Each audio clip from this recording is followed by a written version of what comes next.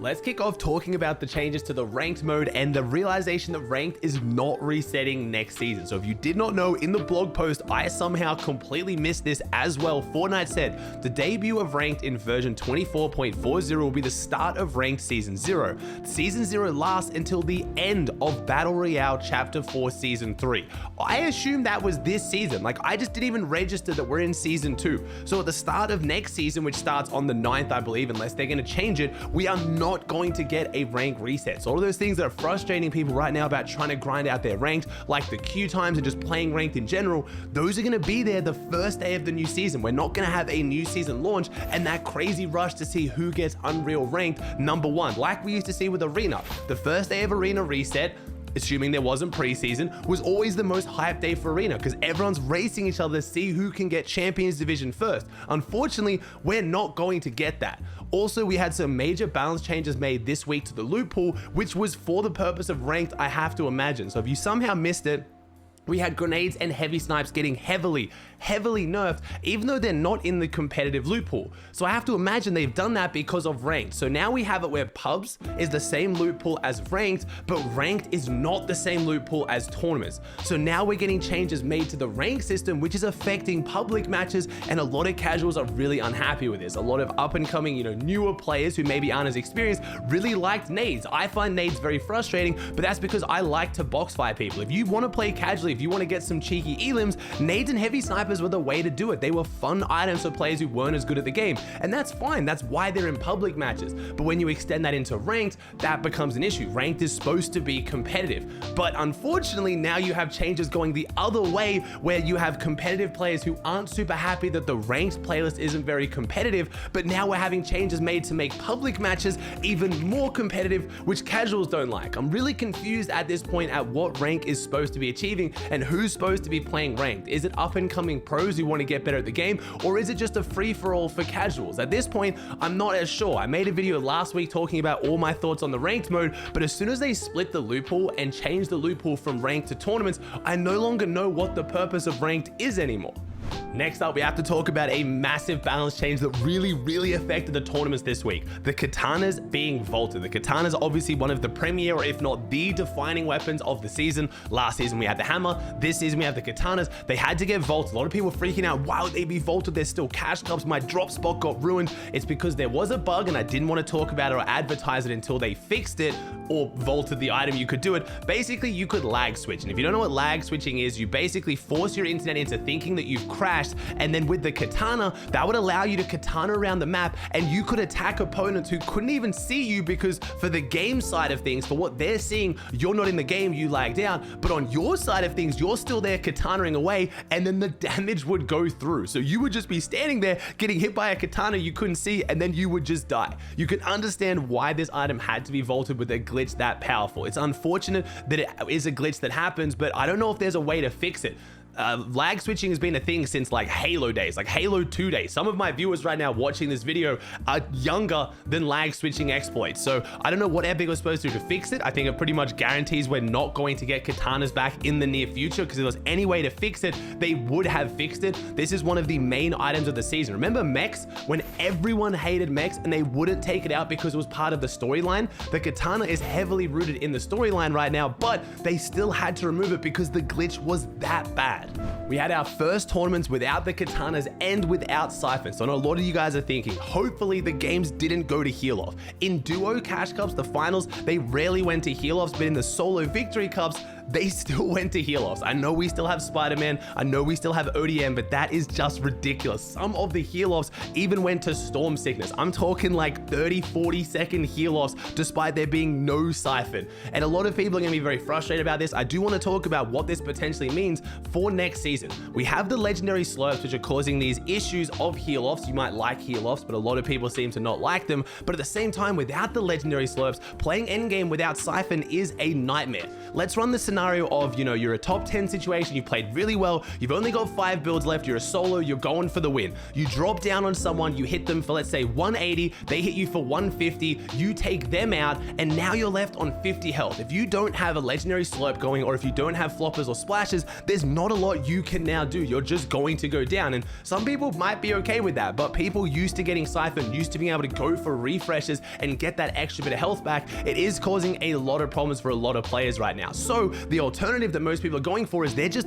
playing their lives. Siphon is making people in endgame play really passive, which again might not always be a bad thing. Maybe you like the fact that people have to play more methodical now. If you make a mistake, if you run out of mats, you're gonna get punished for that. Or if you go for a refresh, you have to go for a really smart refresh. You can't just jump in the box and know the siphon will top back up your health as long as you take them down. It's been a very interesting change to the meta, and I'm excited to see how this plays out if we don't have legendary slurps. Having a legendary slurp going endgame is really the only way to be super consistent right now as a duo. You can take a couple ticks of zone, get back in, and you're still healthy, or you can clutch the very end in the last little bit of a fight. If you don't have legendary slurps though, the no siphon endgames are looking really hard.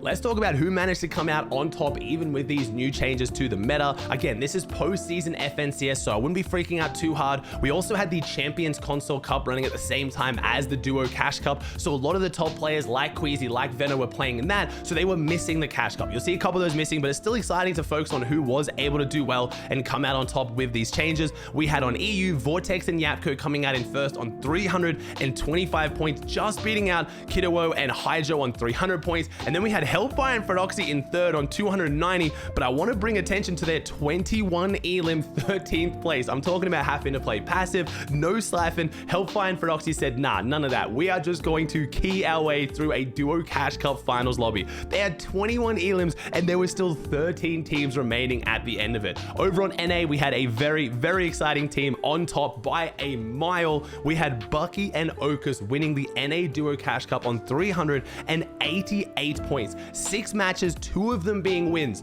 Then we had Thoric and Bolts on 277. They won by over 110 points. Not only that, their 4 elims 17th, one of their worst games, was because in the last game, Bucky and Okus decided it would be funny to switch inputs. Bucky played on controller, Okus played on mouse and keyboard. I know you're thinking that's ridiculous, what idiots, what morons, they could have lost the tournament. They managed to win their last game of round 1 Duo Cash Cup, which they ended up coming first in, by the way, switching inputs. Apparently Bucky and Okus are actually really solid on opposite inputs. It was very exciting to see Bucky back on top. He streamed the whole thing, the content was there. It was really good to see for competitive Fortnite, and it's good to see Bucky back, honestly. Let's talk about the Solo Victory Cup. I already talked about how hard this is to get a win with the new changes, but the same teams are showing up and being insanely consistent. We have Malibuka again getting 2 wins on EU. Up there was Syla and Moneymaker. We had Venno who picked up a 19 elim win and then a 9 elim second. So some of the top teams and players are still finding consistency in this meta. I do hope we have Solo Victory Cash Cups back again next season. I think they're great for the scene. The amount of people who come into my stream when I'm doing viewing parties, gas, they got their first earnings, what it's doing to build up that middle competitive scene of all those pros who now think they can make it, want to start trying, want to get better, want to do well in Duo, Cash Cups, FNCS. It's really good for the scene, for the investment, but I do hope it's not going to go to like 15 player heal-offs like it is currently, but again, we'll see how that goes next season. Over on NA, we had quite a few more people picking up 2 wins. We had Cardi, we had Evan, we had Santi C, is it I think, and Victor V, as well as Muzz. Muzz and Malibuka right now are 2 of the most consistent solo players I have seen in a while. They consistently getting 2 wins almost every single week, no matter the changes, no matter the meta, no matter what happens, they always pop off. Again, got to give a shout out to my man Polarized again, getting a 25 elim win, absolutely dominating. We also had Reet doing his best Polarized impression. I think he pulled off like a 22 or a 23 kill win as well. So there are still those players who are like, nah, I'm sick of this heal off, I'm taking it into my own hands. But unless you have Reet or Polarized mechanics, it's very hard to do that. Last major tournament we had this week was, of course, the Champions Console Cup. This is a super exciting one to watch. We always have that storyline of, PC pros, established pros playing on console against the known console players. Who's going to come out on top? And this time in the qualifiers, it really did look like the console guys were coming out on top. But when it came to the finals, again, more stacked lobbies, the experience of the more established PC pros usually comes out on top. But on EU, we had a half console, half PC team taking it. We had Queasy playing alongside Pixovsky, picking up first place on 196 points, 6 matches and 2 wins. Now you might be confused, why is Queasy not playing with Veno when Veno came in third with Diox? Well, Pixovsky's Pixovsky. If you haven't heard of this guy, he is the console GOAT for me right now. He is qualifying with his old duo Max, double console, both of them being on console for EU PC Duo Cash Cup finals. They are playing so insanely well. Of course, when Queasy has the chance to pick up someone like that on console, so he can just lead him to high ground, lead him to the promised land, and Pixovsky will just dominate